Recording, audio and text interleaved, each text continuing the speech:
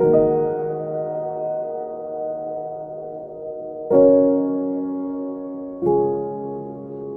va, jusqu'à ce qu'arrive la bande, le club, le gang du dessous.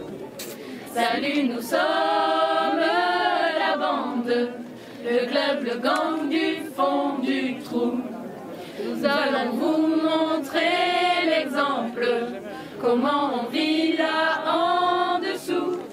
Tenez, voici le manuel. Le manuel du fond du trou. Désolé, mais je suis tombée dans un grand... Bonjour, du coup cet événement on l'a prévu pour soutenir la caisse interdépartementale à l'IVG délai dépassé, donc pour aider financièrement des femmes et des personnes qui devraient aller à l'étranger pour avorter quand elles ont passé les délais français. C'est pour récupérer des fonds.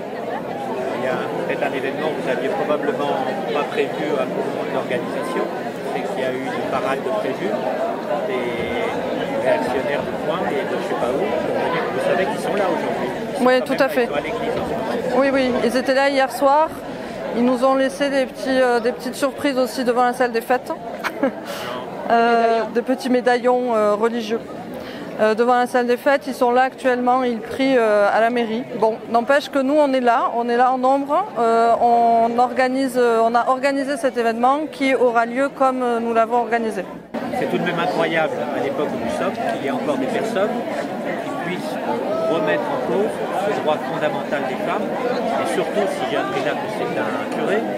Les curés n'ont pas de relations sexuelles, sauf avec les petits-enfants, et donc ça ne les concerne pas. L'IVG, c'est depuis quand même 1975 qu'il est dans la loi. Donc on aurait l'impression qu'il est, comme il est légalisé, il est aussi pas tabou.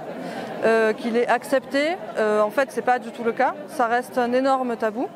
Et ça reste un conflit en fait entre les personnes, dont les personnes qui sont croyantes malgré tout, et surtout intégristes comme là en fait on en a eu le cas ici.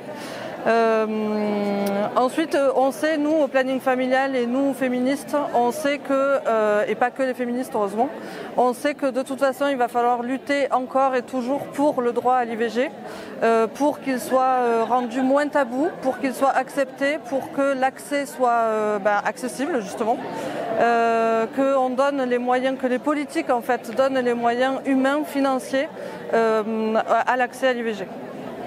C'est formidable puisque notre cher président de la République, qui est quand même un fin démocrate, il a mis dans son futur changement de modification de la Constitution, il veut inscrire le droit à l'avortement dans la Constitution. À mon avis, ça cache quelque chose. Vous en pensez quoi? Alors à notre avis, ça cache quelque chose aussi. Inscrire l'IVG dans la Constitution, bon, en soi, pourquoi pas, hein, ça peut toujours... inscrire quelque chose dans le marbre, si je puis dire. N'empêche que, comme je l'ai dit juste précédemment, ça n'empêche pas que l'accès est vraiment compliqué, notamment en milieu rural, et que tant qu'on n'aura pas les moyens humains et financiers, c'est pas la Constitution qui va changer ça. L'information peut-être qu'il faudrait. C'est de l'information, c'est de l'éducation sexuelle, c'est des moyens financiers, c'est changer les mentalités en fait, pour reconnaître que l'avortement est hyper banal. Hyper commun, c'est une femme sur 3, que même quand l'IVG n'est pas légal, en fait les femmes avortent. Il faudrait reconnaître tout ça pour se dire enfin une bonne fois pour toutes que l'IVG fait partie de la vie. C'est pas contre la vie parce que c'est parfois sauver la vie d'une femme, d'avorter, je ne sais pas. Ouais. Et puis aussi c'est bien de se rappeler peut-être qu'en fait, quand les personnes avortent, c'est parce qu'il y a des défauts de contraception, c'est parce qu'elles sont dans des situations vulnérables. Donc il faut peut-être arrêter de stigmatiser aussi les personnes qui avortent et se dire vraiment que c'est nos sœurs, nos mères, nos cousines, nos voisines, c'est nos filles, c'est nous-mêmes. Voilà, on est toutes en fait à avoir avorté.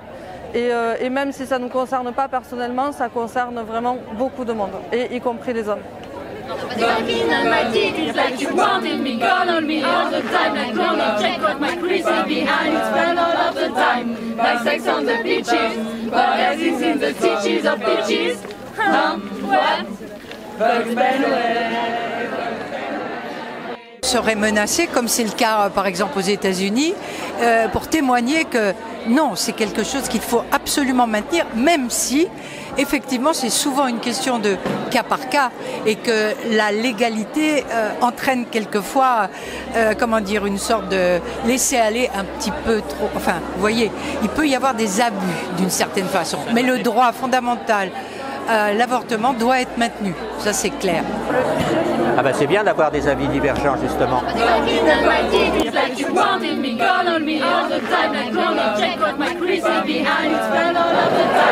Bonjour à tous. J'invite les gens qui sont encore dehors à rentrer. On va bientôt commencer. Allez-y, installez-vous. On pourra rajouter des chaises si besoin. Est-ce que vous m'entendez bien? Trop bien.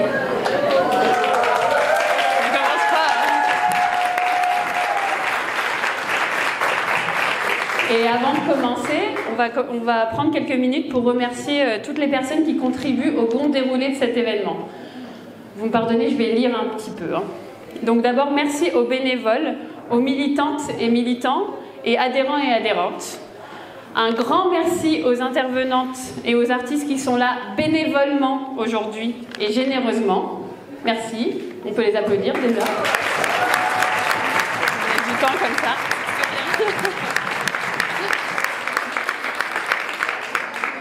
Alors, pour la petite histoire, le planning familial a 60 ans. Dans le Lot, il est présent depuis les années 70, notamment à Figeac et Cahors. On accueille, on accompagne, on informe et on oriente. On propose des interventions et des animations autour de la vie affective et sexuelle. Et on lutte contre toutes les formes de discrimination et de violence. FestiVG, c'est notre premier événement de cette ampleur. C'est la première édition d'une, nous l'espérons, longue série d'événements de soutien. Et votre présence nous encourage à continuer et à faire encore mieux l'année prochaine. On espère que vous répondrez de nouveau présents et présentes au rendez-vous. On est fiers et on est ravis que vous soyez si nombreux et nombreuses aujourd'hui. Donc merci à vous.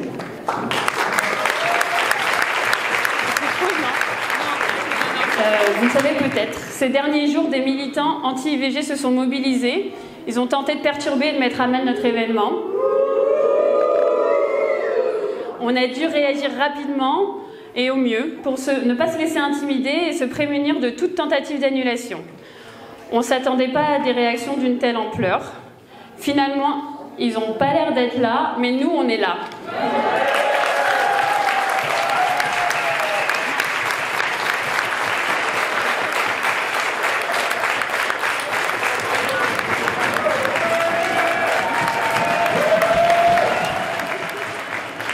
Le planning familial, c'est un mouvement national. Parmi les 75 autres associations départementales françaises, il y a évidemment celle du Lot, et on lutte sans relâche pour l'accès à l'IVG et au libre choix.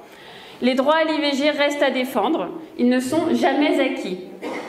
Donc nous, on continue à nous mobiliser, à lutter afin de conserver nos droits. On continue à lutter afin de permettre une prise en charge digne et respectueuse des personnes choisissant d'avorter. Dans le contexte actuel, nous tenons, toute l'équipe, à remercier la mairie d'Acier et les élus qui nous ont soutenus, qui ont fait en sorte que cet événement ait lieu. Mais on tient tout particulièrement à vous dire merci. Merci à vous qui êtes là. Merci pour tout, pour votre soutien. Merci pour vos dons. À très bientôt, peut-être au local du planning. N'hésitez pas à nous rejoindre, à rejoindre notre équipe de bénévoles. Il y a une liste de contacts à l'entrée, là. Vous pouvez adhérer d'ailleurs. Et ensuite, donc pour le programme, bientôt il y a la conférence populaire de la compagnie Arc-en-Ciel. Après, il y aura l'équipe du MLAC, les lectrices, puis la chorale des Ruralers et les chorales voisines qui vont nous interpréter quelques chants. Après ça, on vous invitera à aller dans l'annexe qui est juste en haut là-haut pour aller chercher un délicieux repas préparé par les Pommes des Terres. C'est une cantine militante et solidaire. Et après, on pourra danser tous ensemble. Merci à tous.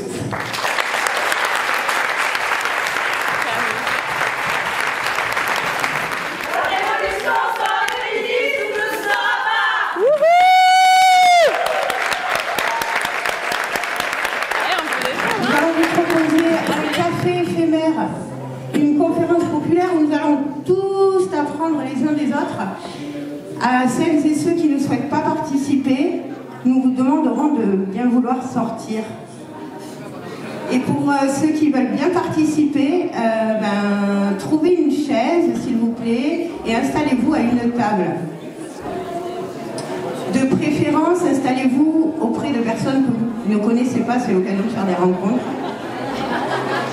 Alors on vous laisse un petit moment d'organisation autogérée, et ensuite nous allons quitter le micro, donc nous aurons besoin de... Est-ce que toutes les tables ont fini leurs questions? On y est presque, c'est dernier presque.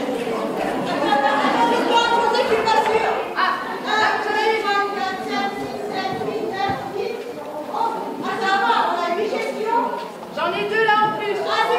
Malheureusement, on le sait que, en fait, on est quand même dans un monde patriarcal, dominé donc par les hommes cisgenres. Et ces hommes-là sont dans toutes les institutions religieuses, médicales, juridiques, politiques. En fait, voilà, c'est eux qui décident des lois, c'est eux qui décident du corps des femmes. Et en fait, en 1975, les discours allaient dans ce sens. En 2023, ils continuent à aller dans ce sens, quoi. C'est nous qui décidons de nos corps. C'était encore à l'école, c'était dans la fin des années 60. On commençait à dire on va faire de l'éducation sexuelle à l'école. Aujourd'hui, qu'est-ce qu'il en est selon vous? Alors, aujourd'hui, dans la loi depuis 2001, il y a normalement 3 heures d'éducation sexuelle prévues du CP à la terminale, donc 3 heures par an. On est loin d'être dans ce schéma-là, ce n'est pas du tout appliqué. Voilà. Le planning familial est une association reconnue par l'Éducation nationale et pourtant on a encore beaucoup de barrières à l'entrée de ces établissements. Et même l'éducation sexuelle en général est très compliquée. Et puis il y en a qui pensent faire de l'éducation sexuelle et qui ne parlent pas d'IVG, qui ne parlent pas d'homosexualité, qui ne parlent pas ou très peu de contraception. Donc voilà, il y a encore beaucoup de tabous, beaucoup de barrières, beaucoup de mentalités à changer. Désolée, mais je suis tombée dans un grand trou noir infini et infini à 100 millions du dessous. Je reste assise seule à genoux en répétant ça va, ça va, ça va, ça va. Alors on est à un moment de notre conférence où vous avez chaque table à poser sa question. Ces questions seront tirées au sort par toutes les tables en veillant à ce que vous ne tiriez pas votre propre question. C'est-à-dire que vous avez posé une question pour une table prochaine. Et vous aurez là aussi une vingtaine de minutes pour y répondre. J'y reviendrai. Mais là, il est temps de faire peut-être une pause par rapport à...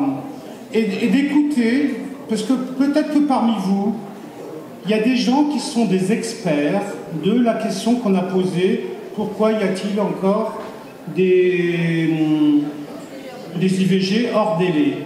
Alors, la règle est simple. C'est pour ça que je demande à ce que vraiment on puisse écouter. C'est on se lève, on lève la main et on peut dire ce qu'on pense de cette question originale. D'accord? Alors, imaginez-vous le pouvoir que chaque main peut avoir, c'est-à-dire de savoir, on a entendu, et on peut passer à autre chose. Exactement!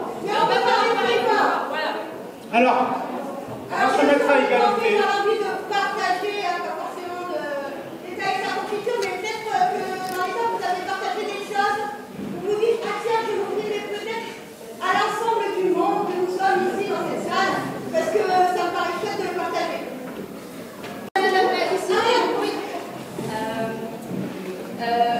On s'est dit pareil parce qu'il y a un délai qui décide du délai, pourquoi il y a un délai, et que par exemple au Canada il n'y a plus de délai pour l'IVG, et du coup si tu as besoin d'aller avorter, mais tu vas pour aller. Et c'est pour Merci. Parce qu'il y a des déficits d'information et parfois une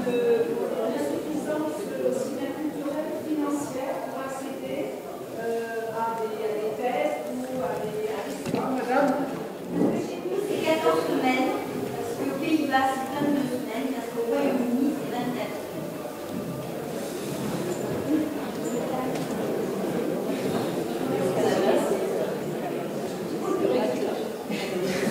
Est-ce que vous voulez bien vous lever, s'il vous plaît, pour parler de merci. Au planning 31 du planning de Toulouse, nous on lutte pour la suppression de des élèves. Le regret, c'est que l'IVG soit la certificat la toujours de la France.